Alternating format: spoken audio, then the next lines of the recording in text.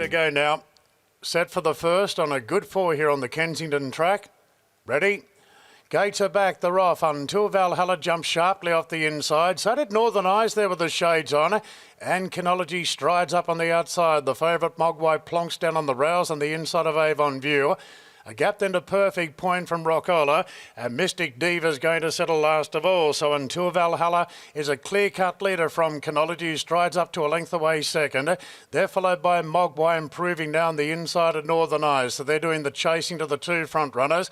A gap back in the field to Avon View. Then came Rockola from Perfect Point. Mystic Diva last and would be the best part of 8 lengths off the front runner, which is Until Valhalla at the 800 metres by length on Kinology. And Mogwai's railing through into a clean third now in front of Northern Eyes. They're followed by Avon View on the outside of Rockola. 2 lengths to Perfect Point and 2 lengths away Mystic Diva. Until Valhalla leads at the 500 metres. We're getting a little bit closer now. Kinology the outside being ridden up. Northern Eyes peeling 3 wide and Mogwai just behind them now scraping paint. Well into the straight. Until Valhalla shows the way. Mogwai had to change course there to come off heels and now it's throwing down the gauntlet to Until Valhalla. Until Valhalla a half in front to Mogwai. Rockola's running on well on the rails. Until Valhalla still in front. Mogwai's got the job to get there and Until Valhalla's going to lead all the way. Was able to fend off Mogwai to win it by a length and a half. Rockola hit the line hard in third. A gap to Northern Eyes fourth. Then Kinology from Avon View, Perfect Point and Mystic Diva. 8, 5, 3 and 6 Until Valhalla. Kieran Maher and David Eustace and Dylan Gibbons. She jumped straight to the front and they weren't able to get her. So perfectly ridden and perfectly executed there Until Valhalla at start number 2. She records her first win. The short price favourite Mogwai, he had the chance to run it down. He just wasn't able to. Back in third spot, Rockola has run well and Northern Eyes was back in fourth spot, Brad. But well done, you found her, you were keen on her, you took on the favourite and she got the job done. Yeah, I didn't expect her to lead though. I don't think Dylan Gibbons did either. You could see him looking around in the early stages after she jumped so well, thinking, what's going to cross here? Nothing. Happy to go to plan B, maybe even plan C. However, she settled nicely from in front and wasn't she strong through the line? So 1400 metres second up, no issue. And off her pedigree and the way she relaxes, you'd think further, no issue whatsoever. So Mogwai had his chance to get closer, just had to wait for a run there, and you thought once he peeled off heels, he was going to make a charge late. So his conviction is just that fact that he does loom in his races without putting them away. But when he does work it all out and learns to win, no doubt he's a horse that could potentially string a couple together. And Rockola, doesn't he have the hook firmly on the till? He was slipping up the fence there, and another race that was on speed dominated, like the one that he struck last time out. But if he gets into a race with a bit more speed next time, he could potentially go a couple better. But she looks a nice filly going forward Until Valhalla. She does indeed, and Jo joins me. Her run on debut was brilliant, over 1100, straight to 14 today. And did you expect her to lead? Not at all. Just wanted to come out fairly neutral, positive, fairly neutral. We thought she'd just end up being the lead, but she jumped so well. Dylan took advantage of that. Still a bit new in front, she having a good look, but yeah, extra 300 meters suited.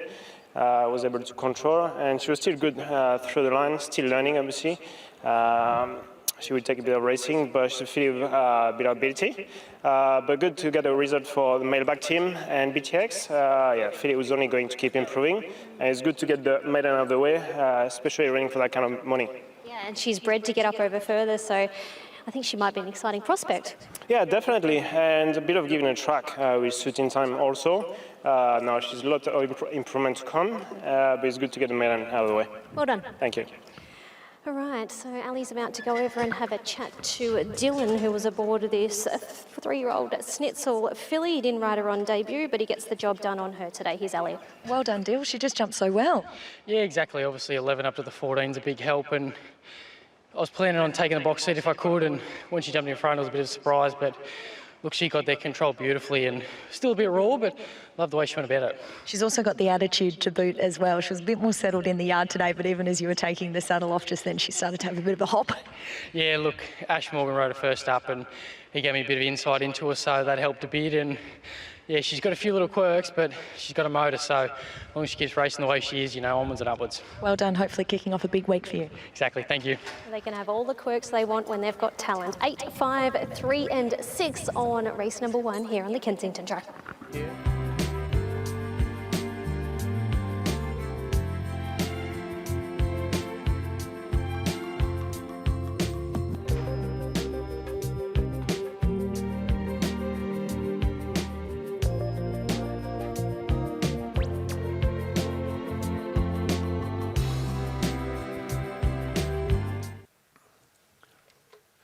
Rugger Rugger off the map.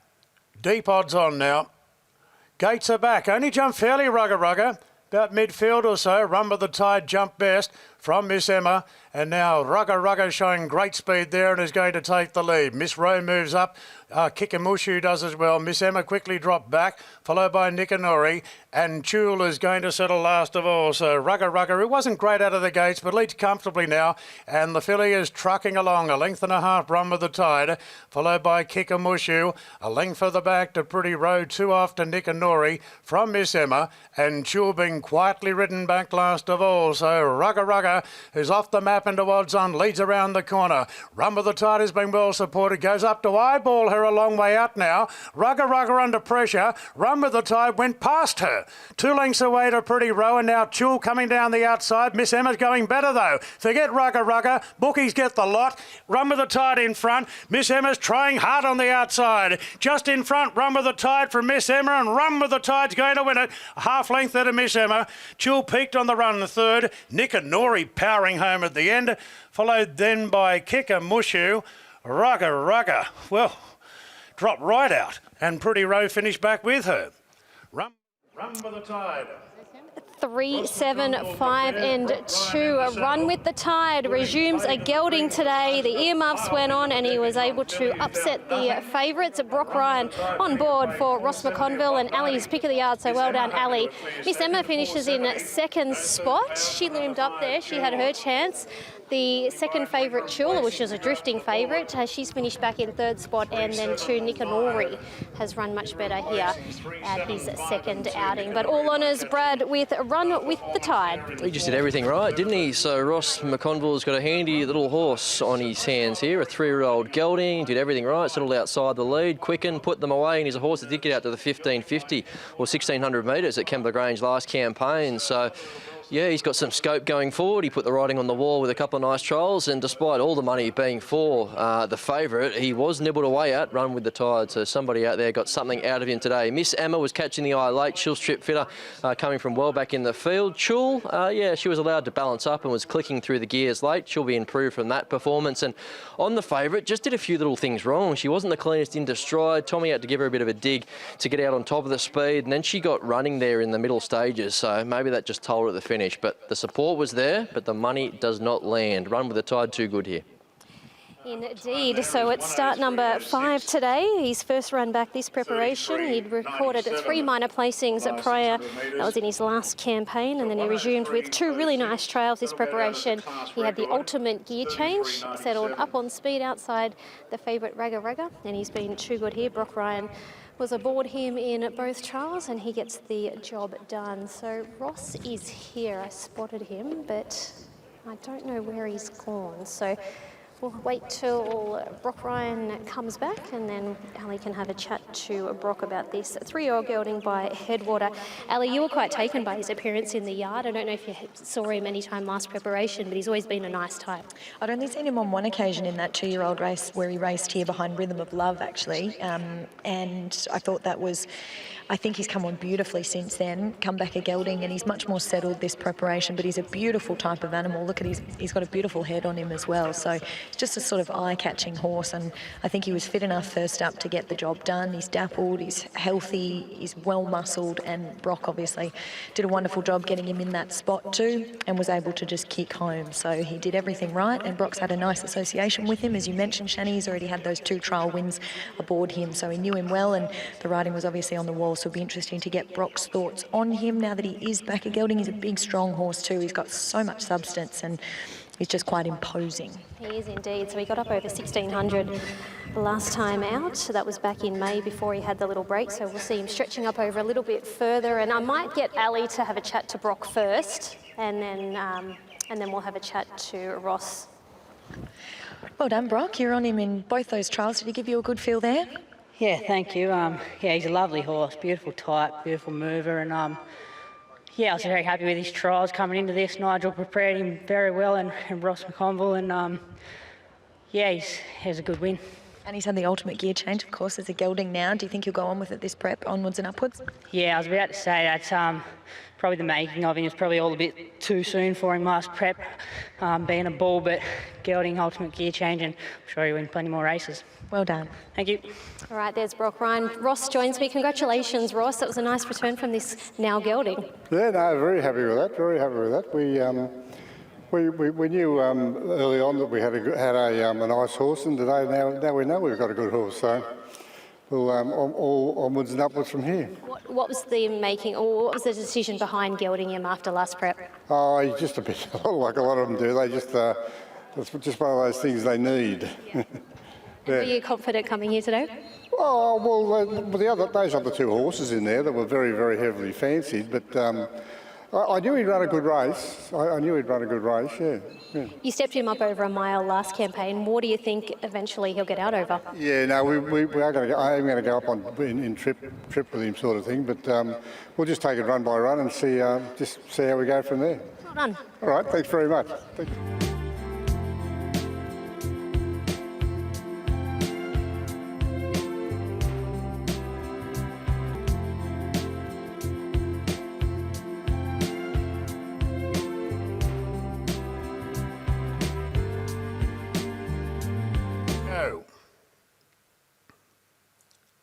Set now.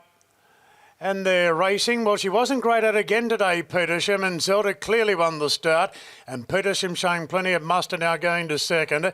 We'll let the leader go. Followed by Picanto, who settles on the inside of Hinch and Jive. Couple off to Just Four on the outside of Youthful, and Stray's going to settle down last of all. So Zelda makes the running here in the hands of Rachel King, and the odds-on favourite Petersham does the chasing in second spot. Picanto's railing through, so Petersham's come away from the rails.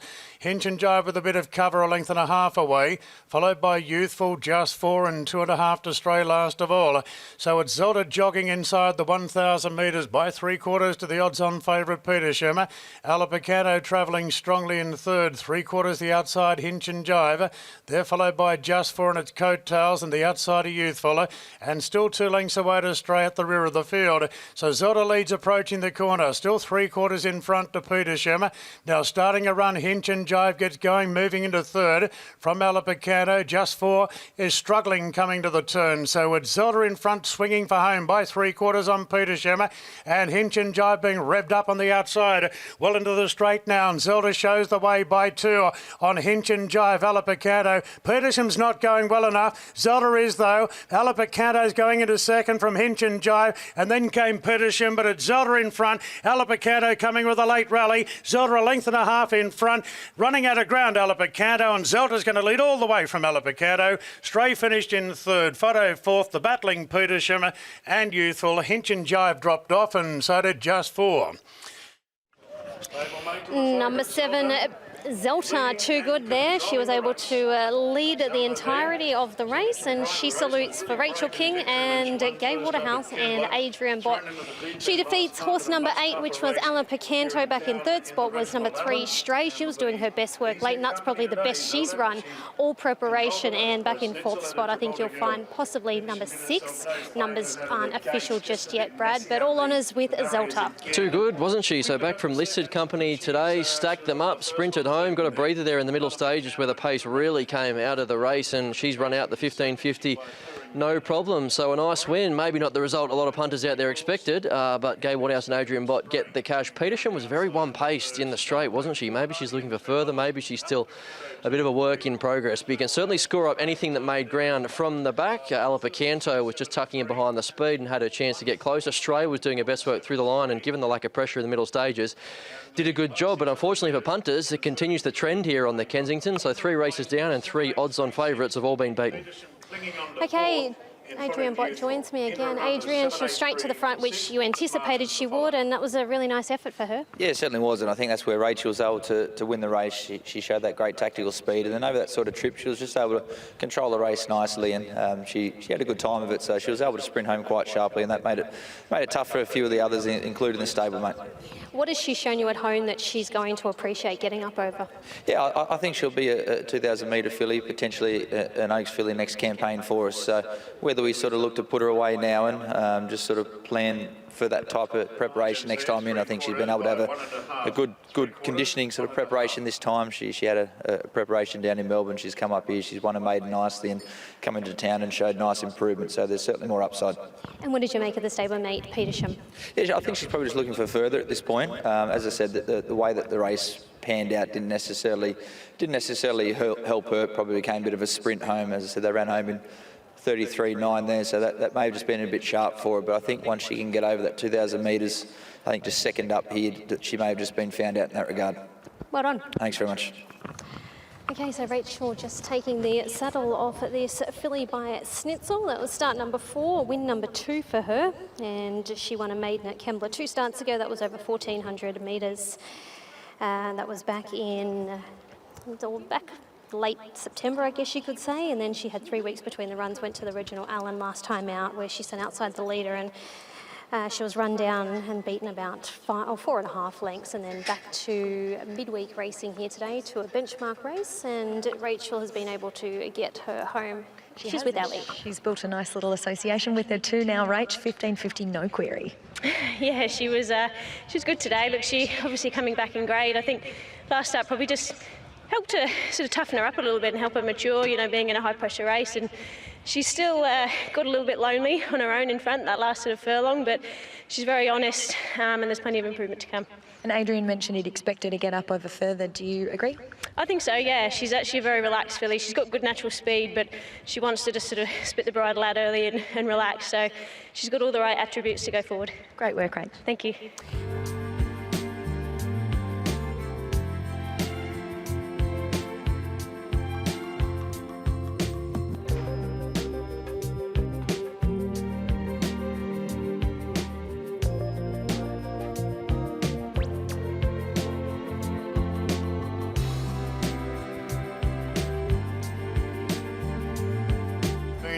Moves up to the outside draw, so it's a real mixed bunch here, and the light is on for this benchmark 72. Gates are back, they're off and racing.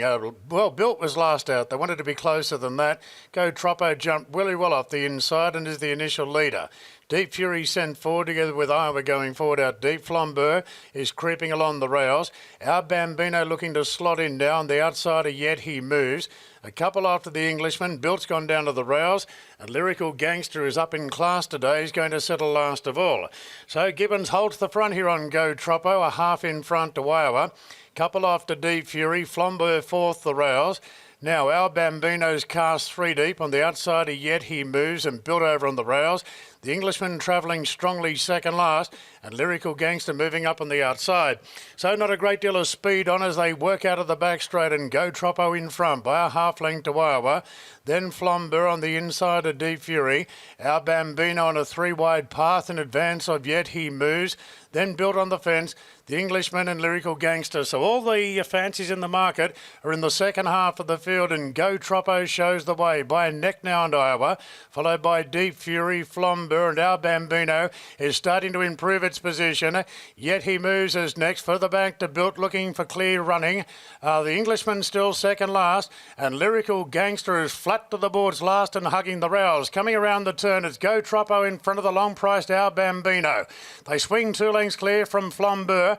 Then Camaro has had enough. Yet He Moves is starting to hit top gear down the outside. Go Troppo trying to fend off Our Bambino. Yet He Moves going to third. Then Flambeau and Built 2 lengths away to the Englishman. Wide out, Yet He Moves getting going now. And quickly, Yet He Moves storms to the front. Lyrical Gangster charging home at the end. Yet He Moves in front of Lyrical Gangster. Oh, it might have got out of jail, the Gangster. Not sure. Lyrical Gangster driving it, Yet He Moves. It's been a big finish. We'll stay out of this. Built third, I think, in front of Go Troppo. Then Flambeau, followed by the Englishman from Our Bambino, Iowa, and Deep Fury. Photo.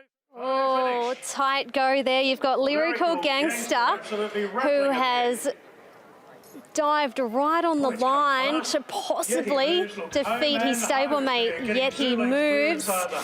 Just looking at the slow-mo, and oh, that's tight. Oh, it's going to be 9. Lyrical Gangster. Lyrical Gangster's going to get it. Well done, Ali. She swapped about 3 times and she stuck with Lyrical Gangster, and he just gets his nose down at exactly the right time to defeat his stablemate, yet he moves. In 3rd spot was the other stablemate, Built, and I think you'll find Go Troppo will be back in 3rd spot.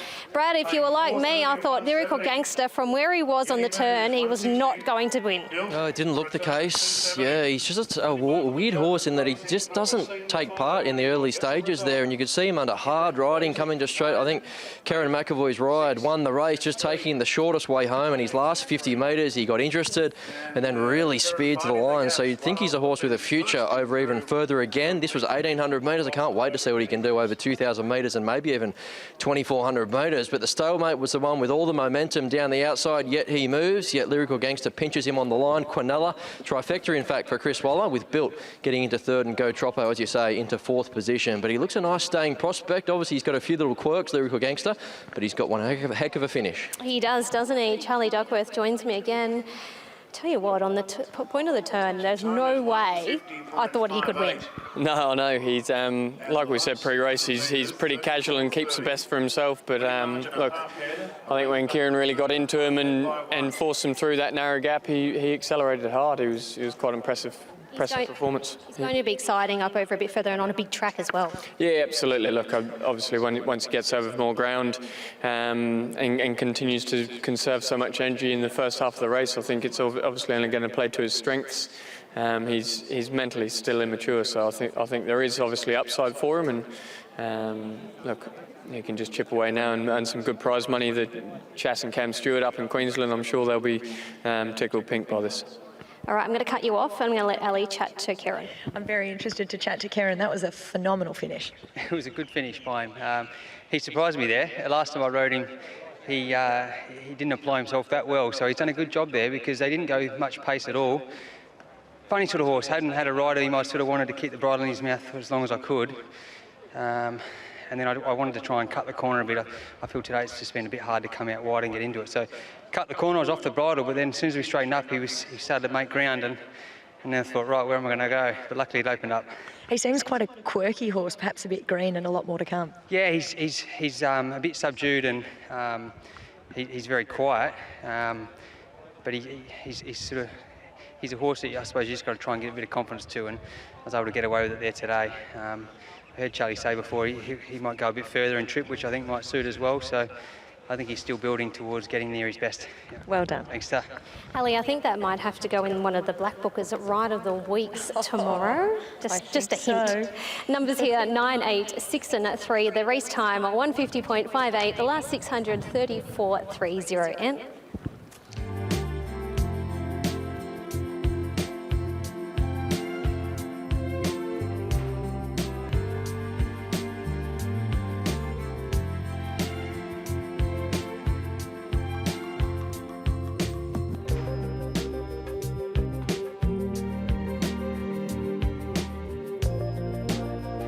out. And Doty, who tried really well at Hawkesbury leading up to this, is 4th pick. Ready for the break. They're racing now, and Disneck jumped well together with Walkin' Talkin', who's sooled out of the gates to join it. Vegas Raiders quickly on the scene from Delexo, then Doty. Favourite beaten for speed, Gilmore back 3rd last from Iron Hat, and Valencia dropped back to last. Vegas Raider held the front on the rails, out by a half length to Walkin' Talkin'. Doty rails through into 3rd. Delexo's deeper out there going forward as they approach the corner. Gilmore 5th between them.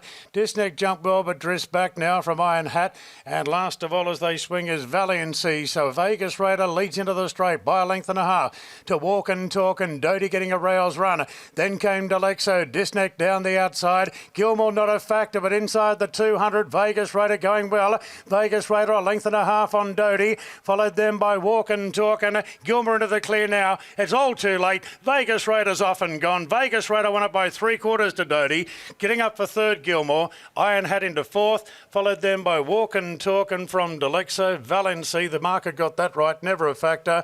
Disneck was last.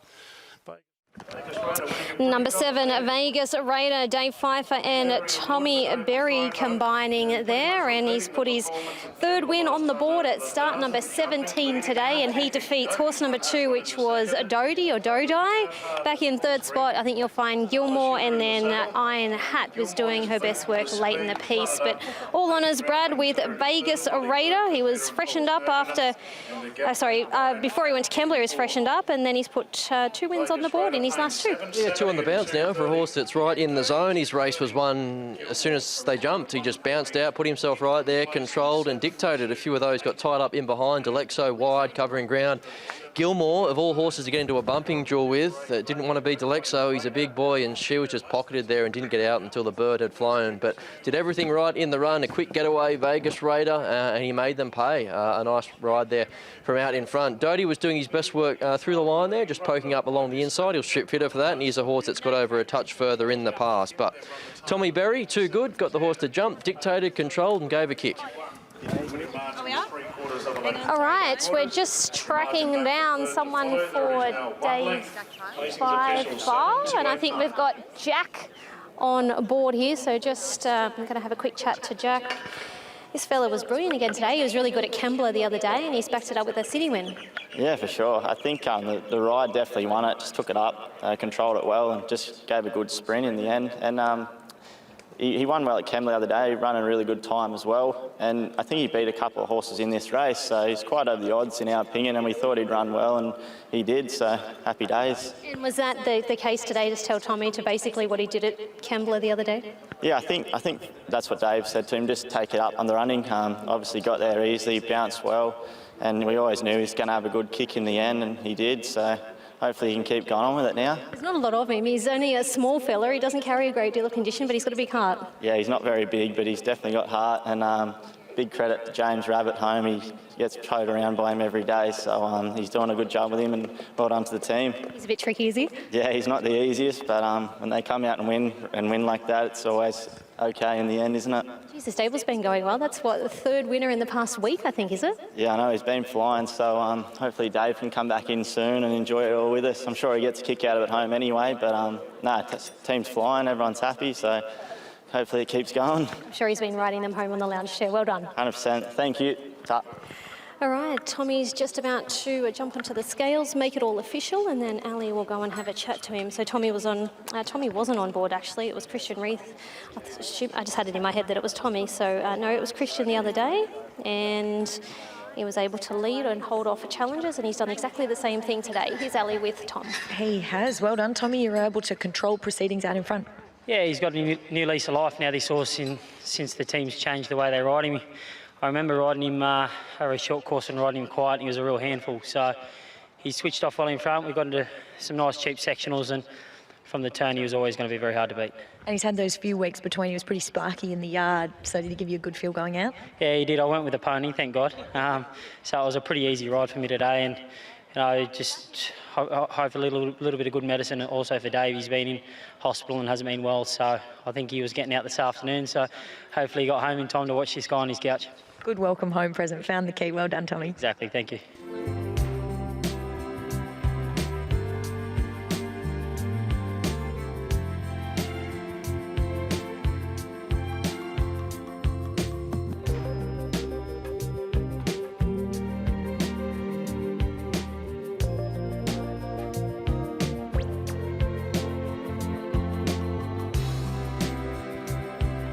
Last 2 go forward. And we're ready to go. Casino Prince at Vinery Handicap. They're off-hand racing. Queen of the Mile jump well together with Iron Divine. Divine Vicky's pretty well away. And now Eagle Nest is showing very good muster along the rails. Eagle Nest is going to lead, and Rocketeer Girl comes out of the pack going to second from Divine Vicky. Queen of the Mile's cut off the track now, followed by Smiling Prophet railing through inside Iron Divine. For the back, Bubbles for Me. On the outside of Pink Baroque, Welcome Gypsy and Burnett are both being taken back. So it's Eagle Nest weathering the storm at the 600 metres. A narrow leader from Rocketeer Girl. Queen of the Mile planted 3 wide. Smiling Prophet rallying to 4. Divine Vicky cluttered up between runners. Bubbles for me next on the outside. Eagle Nest Preble goes for home, straightening up. Trying to beat off Rocketeer Girl. Gets a length clear now. Divine Vicky working into the clear. Smiling Prophet back on the rails. Further back than a Pink Baroque trying to get into it. But Eagle Nest is showing a great kick. The bird's flown here. Eagle Nest is well clear now from Rocketeer Girl and Divine Vicky. They fight out the miners, but Eagle Nest does it again. Led all the way. Beat Divine Vicky and Rocketeer Girl. Photo for 4. Smiling Prophet and Pink Baroque wide out. A gap back to Burnett, followed by On Divine, then Welcome Gypsy. A good margin to Bubbles for me. And Queen of the Mile after the 3 wide par finished last of all. Number 7, Eagle Nest, far too good here in the 6th event. She went straight to the front. I think they wanted to take try and give it a cover on her today, but no one else wanted to take it up. So Brett Preble used his initiative. He led, he kicked, and she was far too good here. A second run for this preparation, her second win also for the preparation. Number 10, Divine Vicky finishes second from 8, which was Rocketeer Girl, and I think you'll find possibly Smiling Prophet just ahead of Pink Baroque. But Brad, she was far too good, and when you draw one and you find the fence and you lead like that, it takes a bit of running down, especially around this circuit. Yeah, it all went perfectly, didn't it, for Eagle Nest backers? Straight to the front, dictated and gave a kick. I still think she's learning to some extent, but the fact she's already built a record of 9 starts for 3 wins says that it's all still in front of her. So I did get a little bit wobbly down the straight there, but she was in for the fight and she puts a margin on them. So a nice win for an improving type.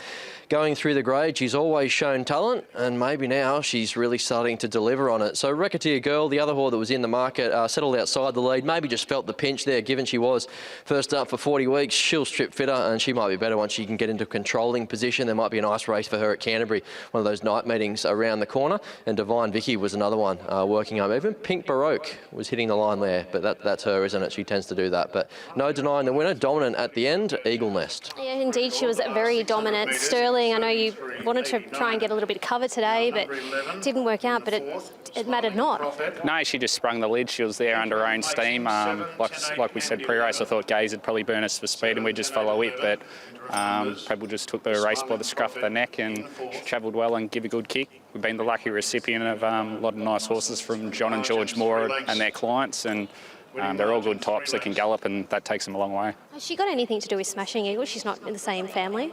No, not in the Smashing. Yes, they're half siblings actually, yeah.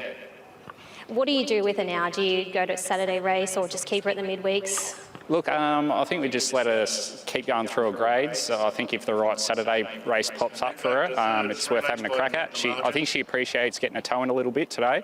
I think a bit of rain this morning sort of helped the cause, but you know, she appreciates 3 and 4 weeks between runs, and yeah, the best is ahead of her. Can you step her up over a bit further? I think in time, but I think once she strengthens up, she will. But at the minute, we don't see any reason to. Well, she's 2 from 2 this preparation. Hopefully she can go 3 from 3. Well done. Thank you. All right, Ali, here's Brad. Well done. You elected to just roll forward and take it up, which probably wasn't the plan, but it worked. Yeah, she jumped really brilliant. I thought, sorry, Sterling, I was instructing her I have to go to the window, but, you know, it just, when she got in front, she travelled lovely, and when she got a little bit of competition along the side there, she really come up underneath me and give me a good feel. I thought when I pressed her and give her a kick on the home turn, I thought Gaze and Adrian's want to be fit to catch her, and she gave me a nice feel. She's improving, going and climbing the ladder, but as I heard Sterling said there, she's a little bit kid gloves where you can't just run her quickly, and I think because she gives everything. Beautiful type with a lot more to come. She is a beautiful horse, and she's very willing. She wants to please you. Well done. Thanks.